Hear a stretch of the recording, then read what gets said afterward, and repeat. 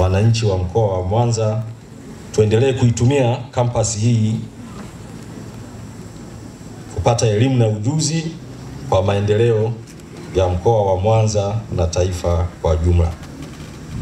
Sisi katika mkoa wetu wa Mwanza tuko na fursa nyingi ambazo kama tutazitumia vizuri, tutatumia maarifa na ujuzi ambao tunaupata kutoka kwenye vyuo vyetu, na hususan hiki chuo cha uhasibu Tanzania kampasi ya Mwanza, kama mwenyekiti wa bodi ya ushauri alivyosema, ni kituo cha ubunifu. Kwa hiyo tukitumia ubunifu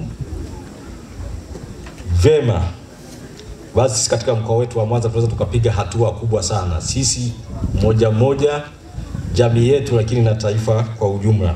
Vijana ambao wanaweza kutambua fursa tulizonazo na namna ya kuzitumia kwa ajili ya kujiletea maendeleo sisi wenyewe.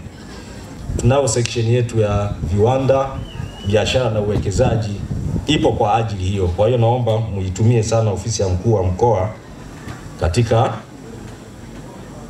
kutekeleza, tambua na kutumia fursa ambazo tunazo katika mkoa wetu wa Mwanza.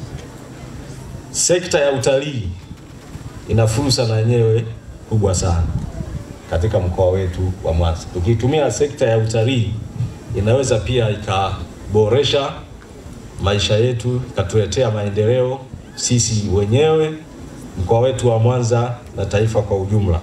Vijana ambao tunatunikiwa leo vyeti vyetu, tukatumie ujuzi, tukawe wabunifu ili tuweze kuzalisha ajira. Sisi tukawe waajiri, sio watu wa kuajiriwa, tukawe waajiri wa watu wengine.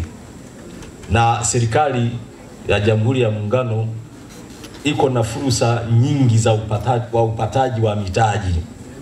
Tunayo benki yetu ya kilimo, Tanzania Agricultural Development Bank, inatoa mikopo kwa ajili ya kuwezesha shughuli hizi za kilimo, ufugaji na zinginezo.